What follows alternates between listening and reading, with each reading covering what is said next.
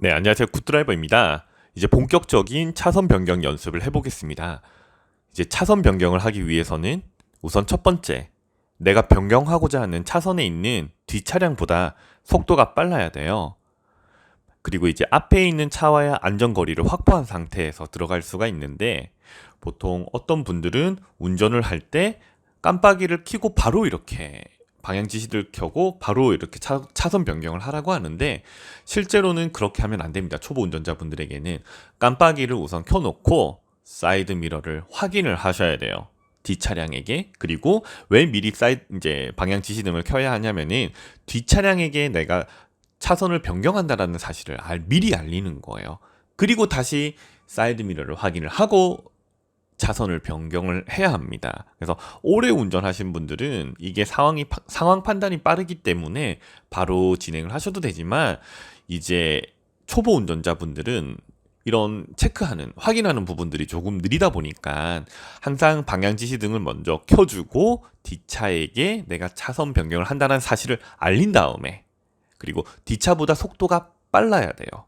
차선 변경을 할 때 첫 번째 조건이 뒷차량보다 속도가 빨라야 되고 점점 그 차량이 작게 보여야 됩니다. 만약에 그 차량이 점점 크게 보인다라는 거는 뒷차량이 우리보다 속도가 빠르다라는 거예요. 그래서 항상 차선 변경을 할 때에는 우리 차의 속도가 빨라야 된다. 그리고 뒷차량이 점점 작게 보여야 된다. 이것만 기억을 해주시면 됩니다.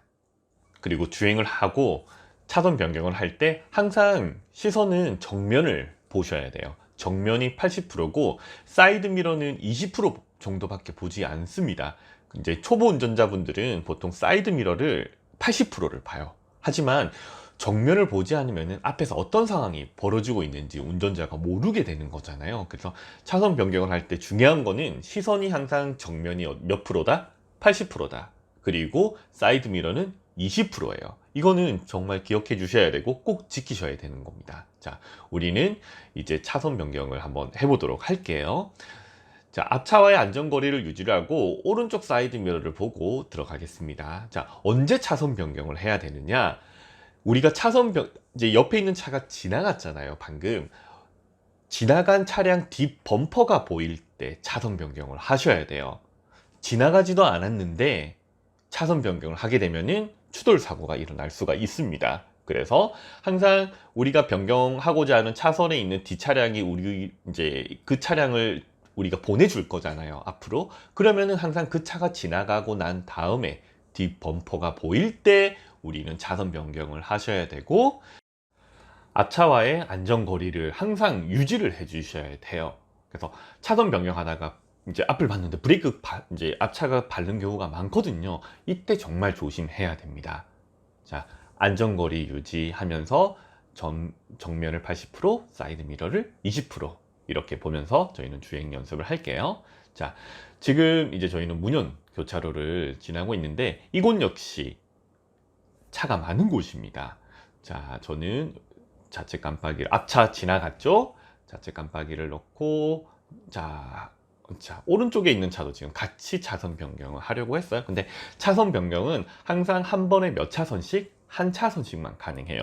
한 번에 두 차선을 변경을 하게 되면은 그거는 또 차선 위반입니다. 이것도 차선 위반이 되기 때문에 항상 한 번에 차선 변경을 한 번씩 하셔야 돼요. 그리고 방향 지시 등을 미리 켜 주셔야 됩니다. 그래서 초보 운전자분들이 이제 급하게 차선 변경을 할 때 한 번에 두 번씩 이렇게 하려고 하는 경우가 있는데, 그러면 뒤따라오는 차량과 거의 사고 날 확률이 너무 높아요.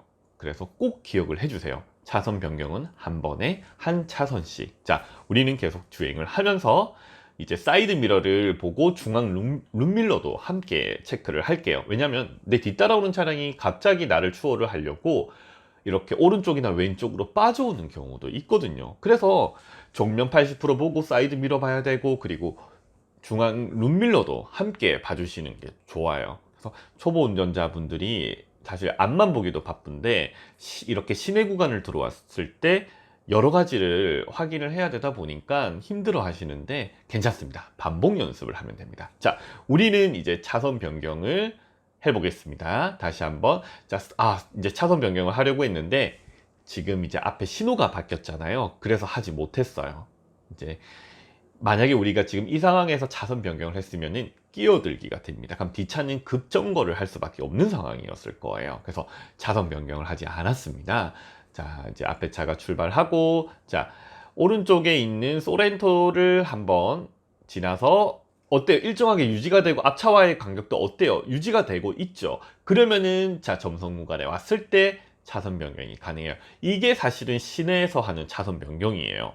이것보다 사실 앞차와의 거리도 일정하게 유지가 되었고 뒷차와의 거리도 어땠어요? 일정하게 멀어진 상태에서 유지가 되었잖아요. 그래서 차선 변경을 할 수가 있었던 거예요. 만약에 이제 그 공간이 좁은 상태에서 들어오게 되면은 사실 거의 끼어들기처럼 돼버릴 수밖에 없는 겁니다. 그래서 끼어들기와 차선 변경은 사실 큰 차이는 없지만 뒷차량의 주행에 방해가 되지 않으면은 차선 변경이라고 할 수가 있어요. 자, 그래서 올바른 차선 변경, 속도가 중요하다. 그리고 점점 작아질 때 해야 된다. 자, 여기까지였습니다. 굿드라이버입니다.